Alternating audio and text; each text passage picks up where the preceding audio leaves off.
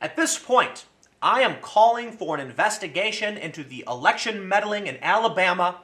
You know, I'm being facetious a bit, but the point I'm trying to make is they're investigating Trump. They're asserting collusion. We've got nothing after 2 years. It's been going on. This narrative persists. Sure, I'm not saying Trump colluded or didn't. I'm saying, great, you did an investigation, fine. What about what happened in Alabama? We have proof that Democratic operatives tried to meddle in the election with fake news, manipulating the public.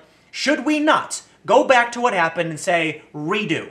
Okay? Because now we're finding out the New York Times finds more evidence of social media trickery. Oh, is that what you want to call it? In Alabama Senate race. Okay, look. The Daily Caller is putting this in quotes. But why don't we call this the exact same thing they called when it came to Trump? Election meddling. Democratic operatives in the U.S. meddled in an election in Alabama. That should be a crime, in my opinion. It should be, look, it's one thing to take out attack ads. It's one thing to run a story accusing your opponent of something that's dubious or questionable, okay? Slander, you're not allowed to slander or libel people. You'll be sued for it. You can try and get away with it. The point is, most campaign attack ads are just opinions about something someone did. But what these operatives did, okay, to rig the Alabama election is appalling and terrifying. They used fake accounts that they created to make the appearance that Russians were supporting Roy Moore. I'm not a fan of Roy Moore. I don't care. I don't know anything about Alabama. The point is, they did this. Is anyone going to go investigate them? Where's the FBI? So let's read what they say. A series of new reports reveal the full extent to which Democratic operatives engaged in a social media disinformation campaign targeting Alabama voters ahead of a special election campaign in 2017. And I want to point out, by using these fake accounts with Russian in them, that's what the Russians are accused of doing too, claiming they were meddling in the election. Where is the investigation? You know what? Let me calm down. Maybe it's coming. I don't know. I'll give the feds the benefit of the doubt, but it's not going to. I really doubt we'll see anything. Progressives created a disinformation campaign exploiting concerns that former senatorial candidate Roy Moore would re-implement prohibition. The New York Times reported Monday. Another spate of reports in December revealed a similar project designed to harm Moore. Operatives created a dry Alabama Facebook page with a blunt message attached. Alcohol is evil and should be prohibited. The page included images of car wrecks and ruined families, the report notes. Its contents were targeted at business conservatives who are inclined to oppose prohibition. One person who worked on the project, Matt Osborne, believes that such tactics should be made illegal, but is not willing to give them up so long as Republicans are engaging in similar antics. He said Democrats must do whatever is necessary to rebut conservative memes made popular during the 2016 election. If you don't do it, you're fighting with one hand tied behind your back, said Osborne, a writer and consultant who lives in Alabama. You have a moral imperative to do this, to do whatever it takes. Osborne believes conservatives use similar techniques to stoke conspiracy theories about former Secretary of State Hillary Clinton's failed presidential bid. Now look, if you are organizing a campaign to pump out fake news and fake information to win an election, I believe that's wrong, morally wrong. However, this man is trying to conflate the fact that Trump supporters make memes, which may be wrong sometimes, maybe often, with deliberately producing fake information to try and rig an election. And I'll say rig. Why? It's exactly what the Democrats say about the Republicans. And it's what they're saying about Russia, that the Russians were trying to rig it in favor of Donald Trump by going online and producing fake news and manipulating people. Well, you're doing the exact same thing. This is hysteria. What do you mean it should be made illegal? How is it not already illegal? I'm sure there's something on the books. The Washington Post, for its part, obtained a document Sunday describing the so-called Project Birmingham as being a digital messaging operation to influence the outcome of the Alabama Senate race by targeting hundreds of thousands of likely voters with messages on social media platforms while disguising the fact that the effort was designed to help Moore's opponent, Doug Jones. Okay, these things, this is called black propaganda. Okay, if you're not familiar, black propaganda is, it's kind of hard to explain because it's rather circuitous, but propaganda is when you produce favorable information to benefit your ideology. Like if I said something like, socialism will lead to a utopia where everyone is equal and you will have all of the free food and healthcare you want, that's propaganda. It's not really true. It's like you can't guarantee these things. You have no idea what's going to happen. I don't want to say it's absolutely false because I'm sure technology, maybe something can happen to instill, but the point I'm trying to make is overwhelmingly not true. Propaganda, right? What Occupy Wall Street did, for instance, they started shaking the barricades so that the police were getting pushed around, and when the police pushed back, they took that footage and cut out the part where the activists were shaking the barricade, so you only see the cops pushing people. That's propaganda. It's meant to deceive you.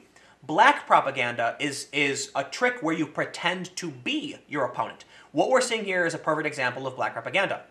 They pretended to be in favor of Roy Moore and produced ads that were shocking and would make Roy Moore supporters scared. They pretended to be their opponent and then looked stupid.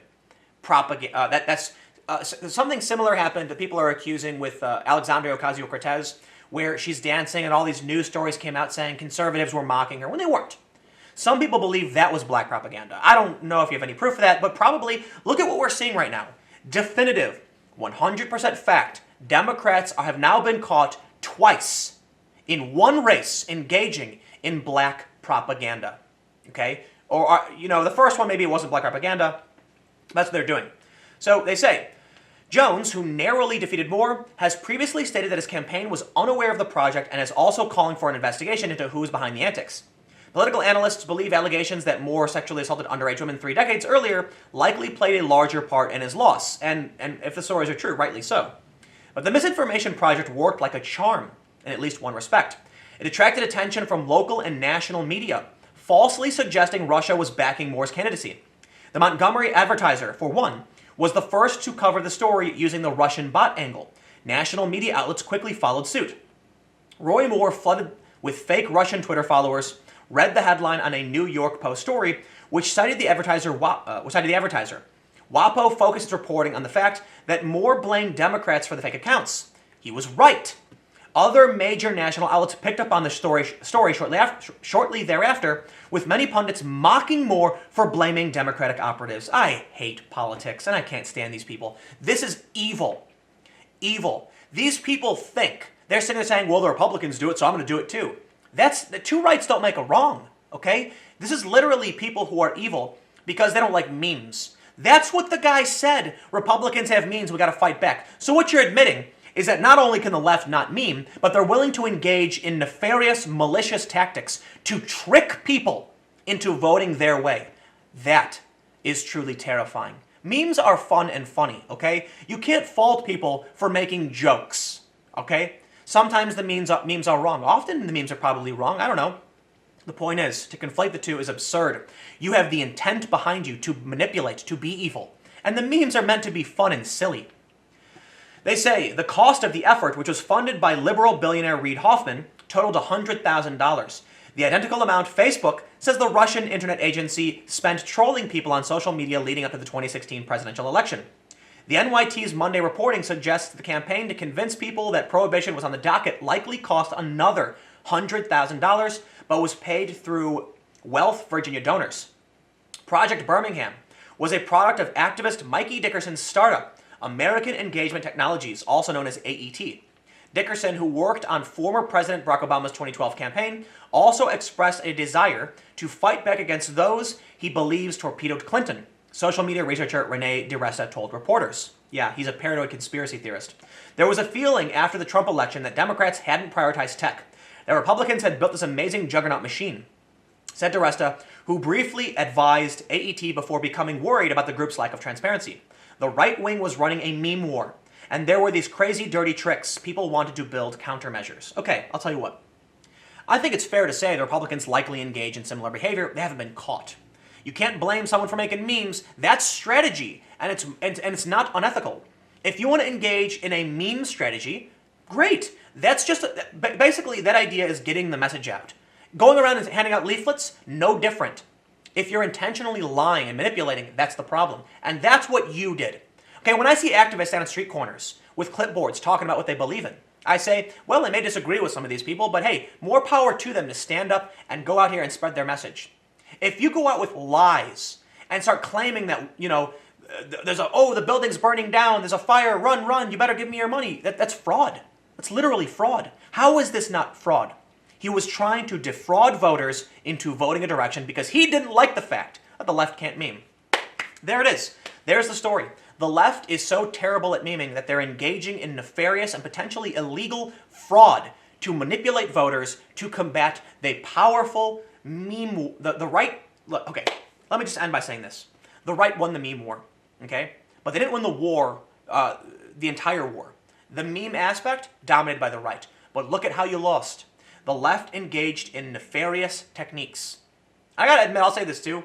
I grew up in the hacker community, and I gotta say, pathetic. Absolutely pathetic. I could have done such a better job. Silly campaign. God, it was so awful. They really have no idea. Amateurs. Amateurs when it comes to sock puppetry and social engineering. But here's all that matters. I'm facetiously criticizing their work. Obviously, I don't do stuff like this. The point I'm trying to make is, they're not good at what they do. But it doesn't matter. Because so long as they get away with it, it works. Straight up. Evil. Plain and simple. Thanks for hanging out. I'll see you guys tomorrow on the main channel.